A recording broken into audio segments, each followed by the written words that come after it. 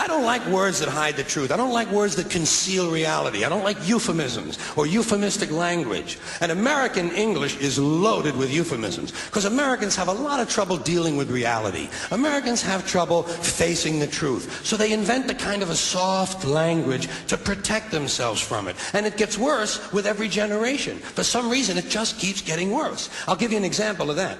There's a condition in combat. Most people know about it. It's when a fighting person's nervous system has been stressed to its absolute peak and maximum, can't take any more input. The nervous system has either snapped or is about to snap. In the First World War, that condition was called shell shock. Simple, honest, direct language. 2 syllables. Shell shock. Almost sounds like the guns themselves. That was 70 years ago. Then a whole generation went by, and the Second World War came along, and the very same combat condition was called battle fatigue. 4 syllables now. Takes a little longer to say. Doesn't seem to hurt as much. Fatigue is a nicer word than shock. Shell shock. Battle fatigue. Then we had the war in Korea, 1950. Madison Avenue was riding high by that time, and the very same combat condition was called operational exhaustion. Hey, we're up to 8 syllables now. And the humanity has been squeezed completely out of the phrase. It's totally sterile now. Operational exhaustion. Sounds like something that might happen to your car. Then, of course, came the war in Vietnam, which has only been over for about 16 or 17 years. And thanks to the lies and deceit surrounding that war, I guess it's no surprise that the very same condition was called post-traumatic stress disorder. Oh my gosh. I guess that was my generation where I finally found those because the other sounds kind of foreign because I'm a millennial. And dang. Ah, the trickery. That's something that I've always stated, but people just, look at me like I'm crazy, whatever. Condition was called post-traumatic stress disorder. Still 8 syllables, but we've added a hyphen. And the pain is completely buried under jargon. Post-traumatic stress disorder. I'll bet you if we'd have still been calling it shell shock, some of those Vietnam veterans might have gotten the attention they needed at the time. I'll bet you that. Ooh! Oh my gosh. I am so, so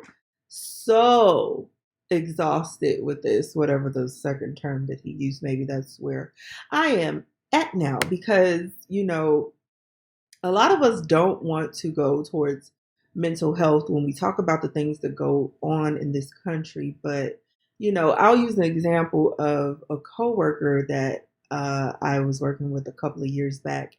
And she told me that, she still tells her these little things matter. And I get that we try to follow, our culture that is of no culture in which is very funny within a way because there's so many melting pots of cultures that are here that it it's insane that this country doesn't have a culture except capitalism and made up holidays fairly based off of religion. It's like, okay, so let's put a Easter bunny on this religious day. Okay, let's put Santa Claus on this religious day and make everybody feel bad about themselves if they don't purchase what they want in our beautiful capitalistic society.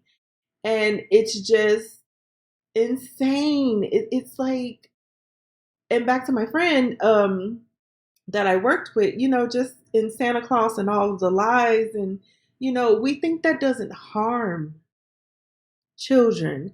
You're building that. You know what I'm saying? Like from newborn to the 7-year-old.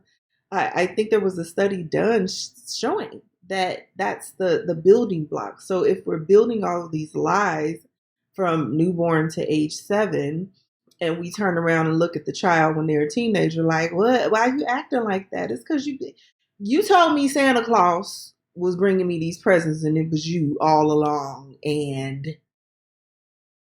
you want me to not lie? You've been lying to me all this time. So the hypocrisy of that and those little things and so many other things in this country, we don't even have a culture as far as America. It's like America is such a melting pot that it just takes so much from so many different people. And the fact that this is entitled soft language, look at our language within itself. It's what is it, derived from Greek and Latin, and uh, I've gotten to the point where people, that have problems with curse words. It's like, honey, we're speaking a bastard language. Every time these words come out of my mouth is damn near a curse. Okay. Anyway, let me continue and let George, cause he be getting me fired up. Okay. Some of those Vietnam veterans might have gotten the attention they needed at the time. I'll bet you that. I'll bet you that.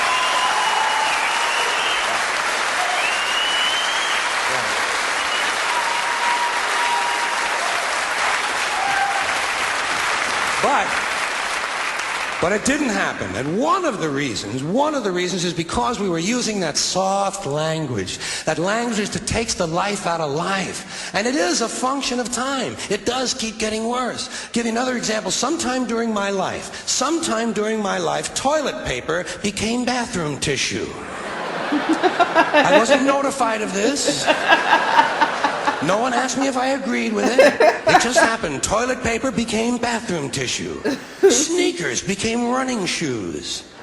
False teeth became dental appliances. Medicine became medication. Information became directory assistance. The dump became the landfill. Car crashes became automobile accidents. Partly cloudy became partly sunny. Motels became motor lodges. You see how this language just like really manipulates you, and we don't even understand that those things matter. Go back and watch movies like The Matrix and a lot of sci-fi stuff, and you really have to look at this realm that you're in that way a little bit. A lot of those movies were what some would think was just entertainment, but I really think that you need to take the message from a lot of those movies. And this is what I love about watching him, and I can connect with how he delivers his comedic brilliance because he's aware of all of that. I know it. When he starts talking about planets and everything, I get it. And when you speak off of your tongue and your intention and what you can create with those words, it is a manipulation. It's and clearly we have media.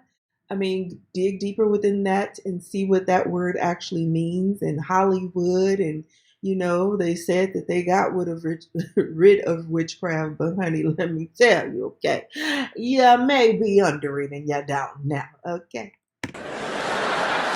Motels became motor lodges. House trailers became mobile homes. Used cars became previously owned transportation. Room service became guest room dining. And constipation became occasional irregularity. Oh my God. When I was a little kid, if I got sick, they wanted me to go to the hospital and see the doctor. Now they want me to go to a health maintenance organization or a wellness center to consult a healthcare delivery professional. Poor people used to live in slums. Now the economically disadvantaged occupy substandard housing in the inner cities.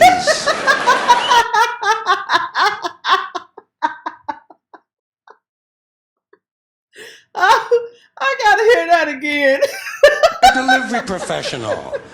Poor people used to live in slums. Now the economically disadvantaged occupy substandard housing in the inner cities. And they're broke. They're broke. They don't have a negative cash flow position. They're fucking broke. Because a lot of them were fired. Fired. Management wanted to curtail redundancies in the human resources area. So many people are no longer viable members of the workforce. Smug, greedy, well-fed white people have invented a language to conceal their sins. It's as simple as that. The CIA doesn't kill anybody anymore. They neutralize people. You know what created that? From my perspective, this is just my perspective, is the language of law. This is United States corporation, so what are the rules of politics and who are most of these people that are in it? It's lawyers. It's what allow us to get sold out in 2 seconds because it doesn't take much to buy a lawyer out. I mean, what is the lobby and lobbyists? That's pretty much legal in their eyes, but it's that speak. It's the language of that, and just digging deeper into that, it's very, very, very, very, because then you realize what you're actually under, and you're like, what? Like within the legalities of that, how is that legal to do that to citizens? But that's a whole nother story. Listen. It's as simple as that. The CIA doesn't kill anybody anymore. They neutralize people. Or they depopulate the area. The government doesn't lie and engages in disinformation. The Pentagon actually measures nuclear radiation in something they call sunshine units. Israeli murderers are called commandos. Arab commandos are called terrorists. Contra killers are called freedom fighters. Well, if crime fighters fight crime and firefighters fight fire, what do freedom fighters fight? They never mention that part of it to us, do they? Never mention that part of it. Wow. He is brilliant. Brilliant. And some of this stuff is just silly. We all know that. Like on the airlines, they say they want a pre-board. Well, what the hell is pre-board? What does that mean? To get on before you get on? They say they're going to pre-board those passengers in need of special assistance. Cripples. Simple, honest, direct language. His fingers. There's no shame attached to the word cripple that I can find in any dictionary. No shame attached to it. In fact, it's a word used in Bible translations. Jesus healed the cripples. Doesn't take 7 words to describe that condition. But we don't have any cripples in this country anymore. We have the physically challenged. Is that a grotesque enough evasion for you? How about differently abled? I've heard them called that. Differently abled. You can't even call these people handicapped anymore. They'll say, we're not handicapped, we're handy-capable. These poor people have been bullshitted by the system into believing that if you change the name of the condition, somehow you'll change the condition. Well, hey, cousin, doesn't happen. Doesn't happen. We have no more deaf people in this country, hearing impaired. No one's blind anymore, partially sighted or visually impaired. We have no more stupid people. Everybody has a learning disorder. Or he's minimally exceptional. How would you like to be told that about your child? He's minimally exceptional. Oh, thank God for that. Psychologists actually have started calling ugly people those with severe appearance deficits. No. This is getting out of control. Hold on. No. What? Psychologists actually have started calling ugly people those with severe appearance deficits. It's getting so bad that any day now I expect to hear a rape victim referred to as an unwilling sperm recipient. Oh, Lord.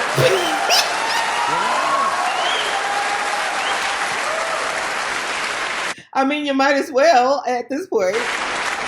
And we have no more old people in this country. No more old people. We shipped them all away, and we brought in these senior citizens. Isn't that a typically American 20th century phrase? Bloodless, lifeless. No pulse in one of them. A senior citizen. Listen, let me tell you something. I do not, this is how I know I register with this man, because my mom said that to me one day. Okay, and I looked at her and I was like, what? Senior citizen. And, this was probably around when it's, the voting time with the politics and all of that. She's dedicated to it. I don't give a damn. But I was like, so let me get this straight. You're voting for people who are over the age limit that they subscribe to you to retire at, right? Is 65 or 66. They moved it up a notch or whatever, playing games with that. That's a whole nother story. But you'll put someone in office who is technically a senior citizen, but you think something's wrong with you. Mental mind. Okay, mental mind games. Oh my gosh. Lifeless. No pulse in one of them. A senior citizen. But I've accepted that one. I've come to terms with it. I know it's here to stay. We'll never get rid of it. That's what they're going to be called, so I'll relax on that. But the one I do resist, the one I keep resisting, is when they look at an old guy and they'll say, look at him, Dan. He's 90 years young. Imagine the fear of aging that reveals. To not even be able to use the word old to describe someone, to have to use an antonym.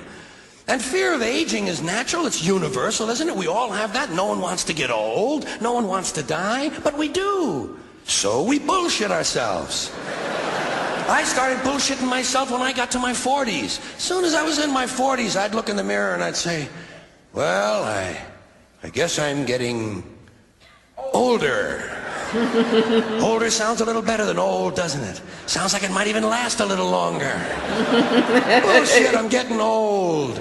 And it's okay, because thanks to our fear of death in this country, I won't have to die. I'll pass away.